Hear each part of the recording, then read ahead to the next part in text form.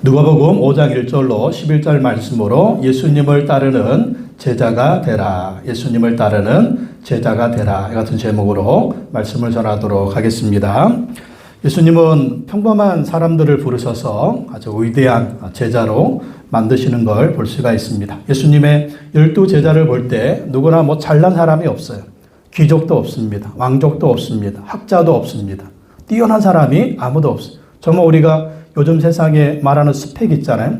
스펙 좋은 사람이 아무도 없습니다. 그저 평범한 그런 사람들이었습니다. 근데 그런 사람들을 불러서 제자로 삼았습니다. 근데 그 평범한 사람들이 자기의 과거의 삶을 다 내려놓고 예수님을 따르기 시작했을 때 그들은 위대한 사람들이 되었다라는 것입니다. 그 중에 대표적인 사람이 오늘 말씀에 나오는 바로 베드로입니다. 베드로는 누구예요? 물고기 잡던 어부예요. 그냥 평범한 어부입니다. 예루살렘에 사는 사람도 아니에요. 갈릴리 바다에서 물고기 잡던 어부였습니다. 누구도 주목하지 않고 그저 다른 사람들이 관심 없는 그러한 평범한 사람, 그러니까 우리 같은 사람이에요. 우리 다 평범하지 않습니까? 그렇게 잘난 거 없고, 사람 내세울 만한 거 없고, 사람들에게 주목하지 않는 그러한 평범한 사람. 근데 이 베드로가 예수님 만나고 예수님을 따르는 제자의 삶을 살기로 시작했을 때 그 베드로는 그저 평범한 베드로가 아니라 우리가 아는 위대한 제자 베드로가 된 것을 볼 수가 있습니다. 우리가 예수님 믿고 난 다음에 우리 어떤 삶을 살아야 되냐면요. 예수님 제자의 삶을 살아야 돼요. 누구를 따라가면서? 예수님을 따라가면서. 사람들은요, 다 따르는 게 있어요. 뭐가 좋으면 다 따라갑니다. 그 따르는 것에 제자가 되는 것이죠. 근데 따르는 것이 없으면 내가 왕입니다. 내가 주인이고 내 마음대로 살게 되죠. 근데 예수 믿고 난 다음에 우리는 철저하게 누구를 따라야 되느냐? 예수님을 따라야 돼요. 공자님을 따른다? 우리 전통이니까. 부처님을 따른다? 우리 전통적인 종교니까. 예수님 믿음에도 불구하고 그런 방향으로 가면 안 된다라는 거죠. 아니면 내가 나의 주인이기 때문에 내 마음대로 산다? 그건 더더욱 안 된다라는 거예요. 누구를 따라야 된다? 예수님을 따라야 되고요. 누구의 제자가 돼야 된다? 예수님의 제자가 돼야 된다. 또 우리가 신앙생활하면서 조심해야 될 것이 무엇입니까? 사람을 따르는 제자가 되지 말고 우리의 주인 누구? 예수 그리스도를 따르는 제자. 철저하게 예수. 철저하게 예수님을 따르는 제자가 되어야 우리도 예수님의 제자들처럼 베드로처럼 될 수가 있다라고 하는 것이죠. 그래서 오늘 말씀에 우리도 어떻게 베드로처럼 예수님을 따르는 제자가 될 것인가 살펴보도록 하겠습니다. 첫째, 예수님이요 베드로를 찾아오셨습니다. 예수님이 베드로를 찾아오셨습니다. 누가복음 5장 1절에 3절 말씀 다시 읽어보겠습니다. 예수께서 게네사렛 호숫가에 서 계셨다. 그때 무리가 예수께 밀려와 하나님의 말씀을 들었다. 예수께서 보시니 배 두 척이 호숫가에 되어 있고 어부들은 배에서 내려서 그물을 씻고 있었다. 예수께서 그 배 가운데 하나인 시몬의 배에 올라서 그에게 배를 뭇에서 조금 떼어 놓으라고 하신 다음에 배에 앉으시어 무리를 가르치셨다. 베드로는요 열심히 이 게네사렛 호수라고 하고 있는데 갈릴리 호수죠. 똑같은 얘기입니다. 근데 갈릴리 호수가 너무 크다 보니까 그 갈릴리 호수를 바다라고도 했어요. 그러니까 이 갈릴리 호수에 인접한 동네들이 여러 동네가 있겠죠. 게네사렛, 이쪽은 베세다, 이쪽은 가나, 또 이쪽은 예수님이 사셨던 어디입니까?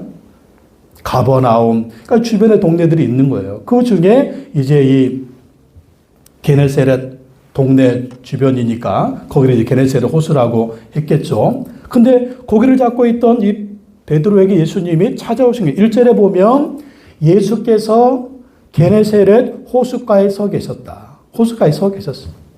뭐 하려고? 말씀을 전하고 가르치려고. 근데 왜 굳이 거기로 오셨겠어요? 밤새 물고기 잡았던 베드로. 또 2명 더 나오죠? 야고보, 요한. 그러니까 이들이 밤새 물고기 잡고 있던 그 모습을 예수님이 보신 거예요. 근데 허탕을 쳤네. 밤새 그물을 내렸지만 하나도 잡지 못하고 있었어. 그리고 빈 그물을 싣고 있는 베드로, 야고보, 요한을 예수님이 보신 것입니다. 또 2절 보세요. 예수께서 보시니 배 두 척이 거기에 있었다. 배 두 척. 베드로의 배고 또 야고보, 요한의 배입니다. 또 그 어부들이 배에서 내려서 그물을 싣고 있었어요. 그러니까 예수님이 찾아오신 거죠. 누구를? 베드로를 찾아오셨어요. 3절 보세요. 3절에 보면 예수께서 그 배 가운데 하나인 시몬의 배에 올라서 또 굳이 베드로의 배에 올라갑니다. 그 많은 사람들이 몰려 예수님의 소문이 퍼졌으니까 그분은 아름다운 위대한 가르침을 주시고 기적과 이적을 행하니까 사람들이 엄청 몰려온 겁니다. 해변에 몰려왔으니 어떻게 해요? 밀리다 바다로 들어갈 수는 없잖아요. 그래서 베드로의 배에 올라가서 예수님이 그 배에서 말씀을 가르치는 그러한 장면을 볼 수가 있습니다. 근데 지금 베드로가 어떤 상황이에요? 밤새 물고기를 잡았는데 잡지 못한 상황. 정말 빈 그물이야. 밤새 수고했어요. 애를 썼어요. 힘들게 애를 썼는데 그냥 하나도 고기도 잡지 못하는 빈 그물이 되었던 바로 그 순간에 예수님이 베드로를 찾아오신 것을 볼 수가 있습니다. 그리고 이 베드로의 배에 예수님이 타셔서 베드로를 찾아오신 걸 볼 수가 있어요. 여러분, 예수님이 어느 순간 우리를 찾아오십니다. 우리를 찾아오셔서 그 순간이 어느 순간이냐? 여러분 보십시오. 만선이었으면 베드로가 예수님을 환영했을까요? 만선이었으면 잘 됐으면 그거 손질하고 다듬고 그거 집으로 가느라고 정신이 없었을 거예요. 근데 지금 베드로가 어느 순간이에요?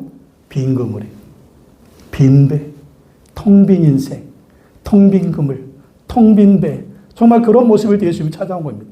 우리 인생도 마찬가지입니다. 여러분, 예수님 우리를 막 찾아오실 때 여러분 언제 그 예수님 우리가 환영하고 인정하고 모셔드립니까? 잘날 때? 모든 것이 잘 될 때? 아니에요. 빈 그물일 때, 빈 배일 때, 내 인생이 빈 인생일 때, 정말 내 인생이 어떤 고통이나 좌절이나 힘든 그런 상황이 있을 때 예수님이 우리를 찾아오신다는 거예요. 우리를 찾아오셔서 우리를 예수님이 만나주신다라는 것입니다. 여러분, 예수님이 찾아오셨을 때 예수님을 만나야 될 줄로 믿습니다. 예수님을 환영해야 될 줄로 믿습니다. 예수님 모셔드려야 될 줄로 믿습니다. 그리고 예수님을 내 인생의 빈 배에, 내 인생의 그 배에 예수님 모시고 예수님 함께 하는 것입니다. 그렇게 예수님을 모셔드려야 우리가 구원을 받고 예수님의 제자의 삶을 살 수가 있다라는 것이죠. 정말 내 인생이 텅 빈 것 같은데 그때는요, 예수님 만날 때예요. 예수님 항상 계시지만, 예수님 항상 우리를 찾아오시지만 정말 우리가 인생이 어려울 때 그때는 예수님이 더 적극적으로 찾아오시는 거죠. 그때 우리가 정말 살아날 수 있는 비결은 무엇이냐? 찾아오신 예수님을 붙드는 것입니다. 찾아오신 예수님을 환영하는 것입니다. 찾아오신 예수님을 의지하는 것입니다. 그리고 그 예수님을 따라가고 예수님을 의지하는 예수님의 제자가 되는 거예요. 내 인생이 힘들데, 내 인생이 고통스러운데, 내가 정말 아픈데, 정말 나에게 희망이 없는데, 비전이 없는데, 어떻게 살아갈 소망이 없는데, 그때도 예수님 안 붙든다? 그러면 희망이 없습니다. 정말 내가 절망스러울 때, 내 인생이 텅 빈었을 때, 내가 빈 그물일 때, 빈 배 같을 때, 그때 예수님 찾아 그 예수님 붙들면은요, 예수님은 내 인생을 어떤 인생으로? 충만한 인생으로.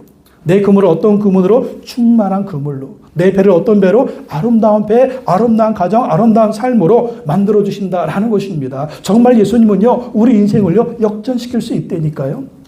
이렇게 내 인생이 끝날 것인가? 계속 고통, 좌절, 어려움, 정말 절망, 이것으로 내 인생이 끝날 것인가? 아니라는 거죠. 예수님은 오셔서, 예수님 어떤 분이에요? 하늘과 땅의 주인이시잖아요. 나의 생사화복을 주장하시잖아요. 그 예수 우리 인생의 주인이시잖아요. 역사의 주인이시잖아요. 우주의 주인이시잖아요. 그렇기 때문에 그 예수님은 우리 인생이 빈 그물일 때 찾아오셔서 우리 인생을 아름답게 만들어줄 수 있는 것을 믿으시기 바랍니다. 정말 우리가 절망할 때 그러죠. 누군가 의지하고 싶잖아요. 누군가 붙들고 싶잖아요. 누가 나를 좀 도와줬으면, 나를 좀 끌어줬으면, 나를 좀 정말 인도해줬으면, 나를 좀 도와줬으면, 나를 좀 밀어서 할 때 얼마나 많아요. 잘 나갈 때는 필요 없어요. 근데 내 인생이 빈 그물일 때, 내 인생의 배가 빈 배일 때, 정말 내가 어떻게 할 수 없는 그러한 삶일 때, 그때는요, 정말 우리를 도와주실 분은 예수님밖에 없는 걸 믿으시기 바랍니다. 예수님 붙들어야 돼요. 찾아오시는 예수님. 그 예수님을 주인 삼고 환영하고 나아가면 반드시 예수님은요, 우리의 인생을 아름다운 인생으로 만들어 주실 줄을 믿습니다. 혹시 요즘에 그런 모습 아닙니까? 내 인생이 빈 그물 같아요. 수고했는데 다 빠져나오고 남은 거 하나도 없어요. 내 인생이 빈배 같지는 않습니까? 그렇게 채웠는데 내 배에는요, 아무것도 없어요. 정말 내 마음은요, 공허해요. 텅 빈어요. 그런 모습은 아닙니까? 그때 여러분을 채워줄 수 있는 분은 오직 예수 그리스도 한 분인 거 믿으시기 바랍니다.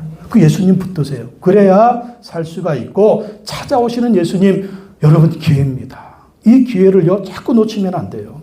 예, 기회를 놓치면 안 됩니다. 기회는요 계속 있는 게 아니에요. 예수님 찾아오셨을 때 이 베드로처럼 빈 그물일 때, 빈 배일 때 찾아오신 예수님을 맞이하면 이 베드로의 인생이 빈 그물 인생에서 정말 위대한 인생으로 바뀌는 걸 볼 수가 있잖아요.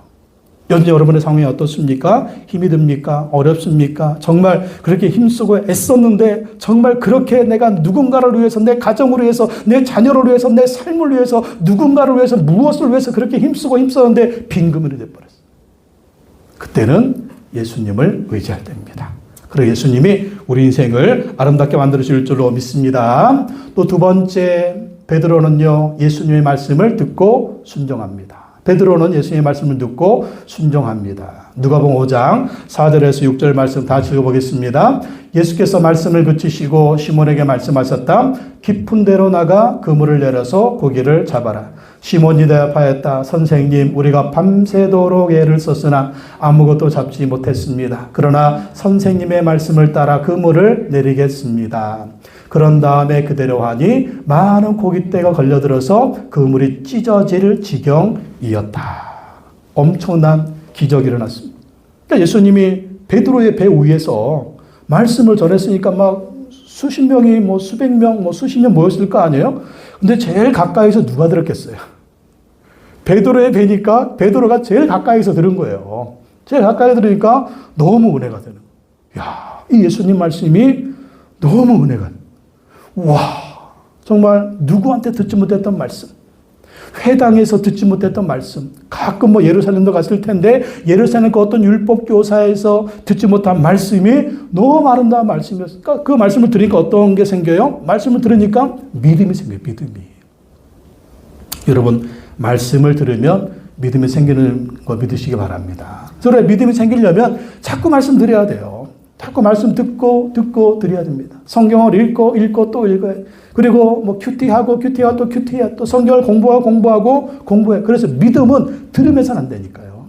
자꾸 하나님의 말씀을 들어야, 공부해야, 읽어야, 가까이 해야 내가 믿음이 생기게 된다라는 것입니다. 이렇게 베드로도 예수님의 말씀 들으니까 믿음이 생긴 거예요. 그래서 여러분, 날마다 큐티하시기 바랍니다.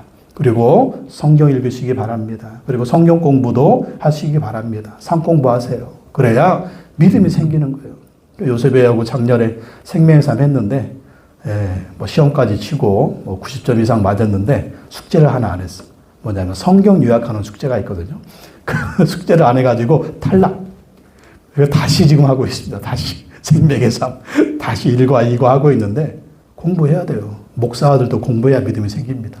예? 목사 할아버지도 성경 말씀 가까이 하지 않으면 믿음이 안 생기는 거예요.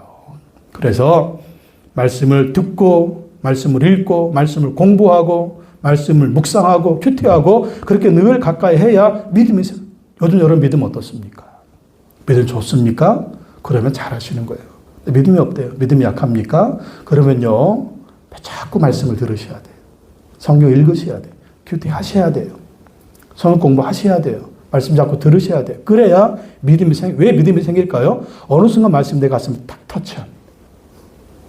이게 레마의 말씀이라고 그러잖아요. 아, 나 힘들어 죽겠는데 성경 읽기 시작했어. 근데 그 말씀 나에게 위로가 되고 힘이 되네. 아, 정말 내 인생이 방황하는 것 같은데 길이 안 보여. 근데 말씀을 딱 읽으니까 말씀으로 나를 인도해 주시네. 그게 레마의 말씀이 되는 것입니다. 그러면 믿음이 생기는 거예요. 그리고 그 말씀을 들고 기도하네? 아, 그랬더니 응답이 오네? 아, 그러니까 경험이 되는 거죠. 그러니까 믿음이 없을 때는 우연이지. 근데 믿음으로 기도하면은요, 우연이 자주 발생하는 거예요. 믿음이 없으면 우연인데, 자, 믿음으로 기도하면 이건 하나님의 역사 응답이 되는 것입니다. 그래서 여러분, 말씀을 듣고 믿음이 성장하시기 바랍니다. 예수님 베드로에게 말씀하십니다. 그리고 베드로는 예수님의 말씀에 순종하는 거 보세요. 밤새 지금 뭐 그물을 던져가지고 하나 잡지 못했어요. 근데 예수님이 말씀하십니다. 깊은 데로 가서 그물을 던져라. 5절 읽어줘 보자. 예수께서 말씀을 그치시고 시몬에게 말씀하셨다. 깊은 데로 나가 그물을 열어서 고기를 잡아라. 지금 베드로가 왜 그물을 싣고 있어요? 왜 고기를 안 잡아? 이 시간은, 이 아침 시간은 고기가 잡혀 안 잡혀? 안 잡혀요. 택도 없는 소리. 그 갈릴리 호수에서 지금 잔뼈가 굵었는데 베드로의 어부의 지식, 어부의 상식으로는 안 되는 겁니다. 안 돼요. 뭐라고 얘기합니까? 시몬이 5절에. 선생님, 우리가 밤새도록 애를 써서는 아무것도 잡지 못했습니다. 밤새도록 잡아야 잡을 수 있는 게 물고기라는 거예요. 나는 어부, 선생님은 선생님. 선생님은 또 누구? 전직 뭐? 전직 목수. 예? 물고기는 어부가 잘 알지. 어떻게 잡는지. 예수님은 목수였잖아요. 어떻게 목수 선생님이 말씀 가르치는 선생님이 이 고기 잡는 법을 아십니까? 그렇게 하지 않고 그러나 선생님의 말씀을 따라 그물을 내리겠습니다. 그러니까 이게 참 중요합니다. 여러분, 예수님의 능력을 경험하는 비결은요. 그러나 내 생각은 이렇지만 여러분 그렇죠. 우리가 성경 말씀에 순종할 수가 없어요. 이렇게 살면 안 된다니까요. 상식적으로. 세상에서 이렇게 살아갔다 바보 취급받는다니까요. 이러면 안 돼요, 주님. 세상은요, 안 된다니까요. 안 돼요. 그러니까 내 생각대로 하고 내 방법대로 해요. 근데 문제는 그랬는데 계속 빈 그물이었다. 계속 빈 그물이네. 내 마음대로 사는데, 내 생각대로 사는데, 내 뜻대로 사는데 자꾸 빈 그물이야, 빈 그물. 그렇게 애를 써도 안 되고 힘을 써도 안 돼. 내 마음대로, 내 생각대로 이것이 진리라고 믿고 이것이 상식이라고 믿고 이것이 지식이라고 믿고 이거 세상 방법대로 하는데 문제는 안 되는 거예요. 베드로의 태도가 중요하다는 거예요. 그러나 선생님의 말씀을 따라 그물을 내리겠습니다. 이건 이론에 맞지 않지만 이건 상식에 맞지 않지만 이건 정말 이 갈릴리 바다에 정말 이런 환경에 맞지 않지만 그러나 선생님의 말씀을 따라 그물을 한번 내려보겠습니다. 이게 중요해요. 그렇게 해서 내 이성 내려놓고 내 생각 내려놓고 내 방법 내려놓고 예수님 말씀을 따라 그물을 내렸더니 어떤 일이 벌어졌어요? 6절에 그대로 하니 많은 고깃대가 걸려들어서 그물이 찢어질 지경이 되었다라는 것입니다. 우리도 우리의 생각과 하나님의 말씀에 순종할 때 어떻게 해야 될까요? 그대로 한번 해보는 거예요. 한번 해보는 겁니다. 한번 해보는 거예요. 해보면 어떤 일이 벌어지느냐? 이렇게 많은 고깃대가 걸려들어서 그물이 찢어질 지경이 되는 주님의 기적이 우리 가운데 나타날 수 있다라는 것입니다. 그래서 우리 어떻게 살아야 될까요? 한번 따라합시다. 내 상식으로 살지 말고 하나님 말씀 따라 살자. 내 상식으로 살지 말고 하나님 말씀 따라 살자. 한 번 더요. 시작. 내 상식으로 살지 말고 하나님 말씀 따라 살자. 내 상식으로 살지 말고 하나님 말씀 따라 살자. 또 말씀 따라 그대로 해보자. 말씀 따라 그대로 해보자. 한번 해보는 거예요. 어떻게 되나. 근데 문제는요. 해보면 어떤 일이 벌어질까요? 주님이 책임져 주신다. 예. 주님이 책임져. 왜? 주님이 약속하셨으니까. 주님 말씀. 자, 예수님이 지금 아무 생각 없이 던지라고 했을까요? 예수님 아무 계획 없이 던지라고 했을까요? 이미 거기에 예수님 뭘 모아놨어요? 물고기들을 다 모아놨어요. 물고기들을 다 넌 던지라니까? 던져. 예수님 지금 다 모아냈다니까 던지기만 하면 된다니까요. 근데 지금 막 밤새 안 됐어요. 낮에는 안 돼요. 아침에는 안 돼요. 지금 어부 상식으로는 안 돼요. 예수님 뭘 모르셔. 그렇게 안 된다니까 그것만 타령만 하고 지금 파장 집으로 갈 거예요. 힘들어 죽겠어요. 더 이상 뭐 일 안 해요. 그리고 가버리면 이 기적은 없는 거예요. 말씀 따라 해보니까 주님이 예비하신 뭐가 있다? 놀라운 기적이 있다. 주님이 예비하신 축복이 있다. 주님이 예비하신 아름다운 것들이 있다라는 것입니다. 그럼 마찬가지입니다. 여러분, 하나님이요, 여러분을 위해서 좋은 계획이 있다는 걸 믿으시기 바랍니다. 여러분을 위해서 좋은 것을 준비하고 계신다는 거 믿으시기 바랍니다. 근데 준비하셨는데, 예비하셨는데, 근데 그것을 어떤 사람이 취할 수가 있을까요? 주의 말씀에 순종하는 사람. 주의 말씀에 순종하는 사람이 주님이 예비하신 것, 주님의 축복을 받는 거예요. 얻는 거예요. 주님이 다 예비하셨는데 순종해야 그 축복을 받고 기적을 누릴 수가 있다라는 것입니다. 그래서 베드로처럼요. 이제 예수님의 기적을 경험하려면 예수님의 말씀을 듣고 순종하는 것입니다. 한번 순종해 보십시오. 여러분 큐티하면서 또 성경 읽으면서 성경을 공부하면서 이렇게 말씀을 들으면서 여러분 마음에 감동이 되는 말씀이 있으면 한번 순종해 보십시오. 왜? 주님의 말씀이니까. 약속의 말씀이니까. 그렇게 순종하면 주님의 기적이 임하게 될 줄로 믿습니다. 또 세 번째 베드로는요. 예수님을 따라갑니다. 베드로는 예수님을 따라갑니다. 누가복음 5장 8절 9절 다 읽어보겠습니다. 시몬 베드로가 이것을 보고 예수의 무릎 앞에 엎드려서 말하였다. 주님, 나에게서 떠나주십시오. 나는 죄인입니다. 베드로 및 그와 함께 있는 모든 사람은 그들이 잡은 고기가 엄청나게 많은 것에 놀랬다.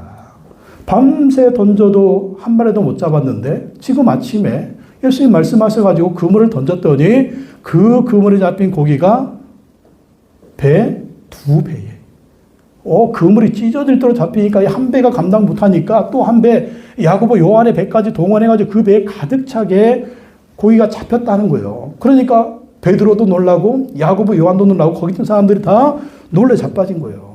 베드로, 야고보, 요한만 있습니까? 거기 예수님 말씀 들었던 수십 명 아니면 수백 명 있을 수가 있어요. 다 놀란 겁니다. 이 엄청난 기적 앞에 놀래 자빠. 여러분, 주의 말씀 순종하면요, 놀라운 일이 일어나는 것을 믿으시기 바랍니다. 이건 우리의 상상을 초월해요. 우리의 생각을 초월해요. 이건 내 계획을 초월해요. 내가 예상하지 못한 거예요. 근데 예상하지 못한 것은 주의 말씀 순종하면 놀라운 일이 일어난다니까요. 그러니까 이 기적 앞에서 베드로가 뭘 봅니까? 깜짝 놀라니까 예수님 무릎 앞에 막 엎드리는 거예요. 왜 엎드렸을까요? 주님, 나는 죄인입니다. 주님, 나에게서 떠나시오. 나는 죄인입니다. 이 예수님을 지금 뭐라고 불러요? 주님이라고 부르잖아요. 근데 5절에서는 예수님 뭐라고 불렀어요? 선생님. 선생님이라고 불렀어요. 선생님 말씀대로 한번 해보겠습니다. 근데 지금 기적 경험하고 나서 주님이라, 주님. 예수님 누구다? 당신은 하나님이시군요. 당신은 메시아시군요. 나에게서 떠나십시오. 그 하나님 앞에 서니까 자기 뭐가 보이는 거예요? 자기 죄가 보입니다. 나는 죄인입니다. 나는 죄인입니다. 나를 겁나는 거죠. 두려운 거죠. 그냥 이 하나님 앞에 내가 서 있으니 지금은 나의 모든 죄가 드러나는, 나의 모든 죄가 다 보이는데 이 죄의 결과는 하나님의 심판인데 너무나 내가 큰 죄인. 나를 떠나달라고. 여러분 자신이 죄인인 거 믿습니까? 아멘이 안 나오면 아직 예수님 못 만난 거예요. 왜 예수님 만나면 내가 죄인인 게 드러날까요? 예수님의 생명의 빛이, 엄청나게 밝은 빛이, 태양보다 더 밝은 빛이 우리의 마음을 딱 비추면은요, 내가 죄라고 생각지 않았던 모든 것들이 다 죄로 확 드러나는 거예요. 내가 죄인이구나. 악한 죄인이구나. 극악무도한 죄인이구나. 나는 지옥에 저주받을 수밖에 없는 그런 죄. 이게 드러나는 것입니다. 그리고 그 순간 어떤 일이 벌어집니까? 나의 죄를 위해서 예수님 십자가에서 죽으시고 부활하셨다. 그걸 믿는 것이죠. 그걸 믿으면 어떻게 돼요? 구원받게 되는 거 믿으시기 바랍니다. 로마서 10장 9절 10절 다시 읽어보겠습니다. 내가 만일 내 입으로 예수를 주로 시인하며 또 하나님께서 그를 죽은 자 가운데 살리신 것을 내 마음에 믿으면 구원을 받으리라. 사람이 마음으로 믿어 의에 이르고 입으로 시인하여 구원에 이르느니라. 지금 베드로가 예수님께 주님, 나를 떠나소서, 나는 죄인입니다 고백한 이 순간 베드로의 구원이 임한 줄로 믿습니다. 왜? 예수님 주님으로 고백했잖아요. 이 말씀에 따르면. 주님으로 고백하면 구원받자. 내가 죄인인 거 인정했잖아요. 예수님 주님으로 고백했으니까 베드로는 지금 구원받은 것이죠. 우리도 우리 죄를 인식하고 나는 죄인입니다. 그리고 예수님 나의 주인으로 모셔드립니다. 그리고 고백하고 시인하면 우리도 구원받게 된다라는 것입니다. 근데 여기서 딱 끝나면 제자 아니에요. 여기까지 끝나면 제자 아닙니다. 이제 뭐가 있어요? 예수님을 따르는 모습이 있어야 되죠. 누가복음 5장 10절 11절 다 같이 읽겠습니다. 또한 세베대의 아들로서 시몬의 동료인 야고보와 요한도 놀랐다. 예수께서 시몬에게 말씀하셨다. 두려워하지 말아라. 이제부터 너는 사람을 낚을 것이다. 그들은 배를 무태 댄 뒤에 모든 것을 버려두고 예수를 따라갔다. 여러분, 무리하고 제자의 차이점이 있습니다. 지금 여기에도 많은 무리가 모였잖아요. 많은 무리가 모여가지고 예수님 말씀 들었습니다.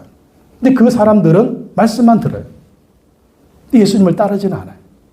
또 베드로, 야고보, 요한도 지금 엄청난 물고기 잡히는 기적을 경험했잖아요. 무리의 특징은요, 또 기적을 보여주세요. 또 기적을 보여주세요. 또 기적을 보여주세요. 이게 무리의 특징이에요. 제자의 특징은 무엇입니까? 이제부터 너는 사람을 낚을 것이다. 사람을 낚는 사람. 영혼 구원하는 사람. 이게 바로 제자라는 거죠. 그리고 모든 것을 버려두고 예수를 따라갔다. 예수를 따라가는 사람이 제자라는 것입니다. 이게 바로 제자의 특징은 사람을 낚는 사람, 제자의 특징은 예수를 따르는 사람. 이게 바로 예수님의 제자라는 것이죠. 근데 무리는요, 또 만선 주세요. 또 만선 주세요. 또 고기 잡히게 해주세요. 또 고기 주세요. 그것만 요구하는 사람은 그건 무리라는 거예요. 예수님 무리를 원하십니까? 제자를 원하십니까? 제자를 원하시는 거죠. 바로 베드로, 야고보, 요한 이 제자들, 예수님 따르는 제자들이 예수님 되게 원하셨습니다. 사람을 낚는 어부가 되라. 나를 따르라. Follow me. 나를 따르라. 그랬을 때 그들이 예수님을 따라갔을 때 영혼 구원하고 죄 사는 그 사명을 감당했을 때 위대한 제자 베드로가 되고 위대한 제자 야고보, 요한이 된 걸 볼 수가 있다라는 것입니다. 그래서 우리도 할 일은 무엇이냐? 우리도 무리가 될 것인가 제자가 될 것인가? 결정해야 돼요. 무리는요, 계속 예수님께 달라고만 하는 거예요. 주세요, 주세요, 주세요. 단순히 예수 믿고 천국, 예수 믿고 천국, 이것만 생각하는 사람들은요, 무리예요. 근데 예수님 오늘 제자 원하십니다. 어떤 제자? 예수님을 따르는 제자. 어떤 제자? 사람을 낚는 제자. 영혼 구원하는 제자. 바로 이런 제자 예수님이 원하시는 것입니다. 그래서 지금이 처음이잖아요. 지금 처음 예수님이 제자를 부를 때 어떤 명령 주셨어요? 영혼 구원해라. 예수님 따라가라. 그리고 예수님이 죽으시고 부활하신 후에 주신 명령도 무엇일까요? 죽으시고 부활하신 후에 그때도 예수님 주신 명령은 영혼 구원해라. 제자 삼으라. 끝까지 예수님 따라가라. 그 명령 주시죠. 마태복음 28장 18절 20절 다시 한번 읽어보겠습니다. 시작. 예수께서 나와 말씀하여 이르시되 하늘과 땅의 모든 것을 내게 주셨으니 그러므로 너희는 가서 모든 민족을 제자로 삼아 아버지와 아들과 성령의 이름으로 세례를 베풀고 내가 너에게 분부한 모든 것을 가르쳐 지키게 하라. 볼지어다 내가 세상 끝날까지 너희와 항상 함께 있으리라 하시니라. 죽으시고 부활하신 후에 하늘에 승천하기 전에 마지막 명령, 최후의 명령, 대사명 무엇입니까? 너희는 가서 모든 민족을 제자로 삼아라. 제자 삼고 영혼 구원하고 제자 삼아라. 이게 바로 제자의 삶이고 제자 할 일이다. 근데 제자는요, 영혼을 구원하는 사람이에요. 그리고 제자는 영혼을 섬기는 사람입니다. 그래서 가정교회는 누가 제자입니까, 그러면? 가정교회는요, 이 일을 하는 사람이 바로 목자잖아요. 목자, 목녀. 목자, 목녀. 그래서 가정교회에서 제자는 목자, 목녀를 제자라고 합니다. 그래서 여러분, 모두 예수님 제자의 비전을 품으시고 여러분이 목자 목녀의 비전을 품으십시오. 그래서 영혼 구원하고 제자 삼는 이 사명, 예수님을 따라가는 이 사명을 감당할 때 베드로 같은 사람, 야고보 같은 사람, 요한과 같은 예수님의 위대한 제자가 되는 것입니다. 우리가 이 세상에만 삽니까? 아니죠. 우리 천국 가잖아요. 천국에서 받을 상급이 있어야 되죠. 지금 베드로는 위대한 사람입니다. 우리가 다 존경하는 야고보, 요한 위대한 제자입니다. 근데 더 중요한 건 무엇일까요? 이들은 천국에서 위대한 상급을 받았을 것이다. 천국에서 위대한 상급을 받았을 것이다. 여러분, 우리가 저번 주간에 말씀 묵상하면서 어리석은 부자에 대해서 배웠잖아요. 지혜로운 부자에 대해서 배웠잖아요. 어리석은 부자는 누굽니까? 땅에 재물을 쌓아놓는 사람. 어리석은 부자 누구였습니까? 그저 땅에 쌓아놓을 재물 채우기 위해서 또 창고를 짓고 창고를 짓는 사람. 어리석은 부자 누구예요? 이 땅에서 영원히 살 것처럼 생각하는 사람. 어리석은 부자가 누구예요? 하나님이 하늘에서 위에서 부르시면 다 놓고 가는 사람. 이게 어리석은 부자였잖아요. 지혜로운 부자는 누굽니까? 하늘에 상급을 쌓아놓는 사람. 하나님이 주신 것을 관리하는 청직이다라고 생각하는 사람. 쌓아놓는 인생이 아니라 베푸는 인생. 정말 주님의 뜻을 따라서 주님이 주신 것을 사용하는 사람. 이것이 바로 지혜로운 부자였잖아요. 우리도 지혜로운 부자가 되어야 됩니다. 그리고 지혜로운 제자가 되어야 돼요. 하늘의 상급을 쌓아놓는 부자. 하늘의 상급을 쌓아놓는 제자. 그 제자를 예수님이 원하신다라는 것입니다. 그래서 영혼을 구원하고 영혼을 섬기는 자, 목자, 목녀가 우리가 그렇게 헌신할 때 하늘의 천국의 상급을 쌓아놓는 것입니다. 오늘 여러분 베드로처럼 예수님 따르는 제자가 되시기 바랍니다. 오늘 베드로처럼 예수님이 인정하시는 제자가 되시기 바랍니다. 오늘 베드로처럼 하늘에서 천국에서 위대한 상급을 받는 제자들이 되시기 바랍니다.